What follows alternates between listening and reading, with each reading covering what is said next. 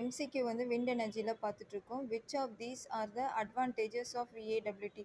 விஏடபிலிட்டியோட advantages என்னன்னு கேட்குறாங்க. So a as lower wind startup speed than HAWT, creates electricity of 6 meter per hour or 10 kilometer per hour. Second option has lower tip speed ratio and few chances to break in high winds. C, there is no need to turn to face the wind if the wind direction changes. D, blades are easily seen and avoided by birds. Option C all of this. So இதில் வந்து answer வந்து option C all of this தான் வந்து correct answer. ஏன்னா இது எல்லாமே advantage தான்.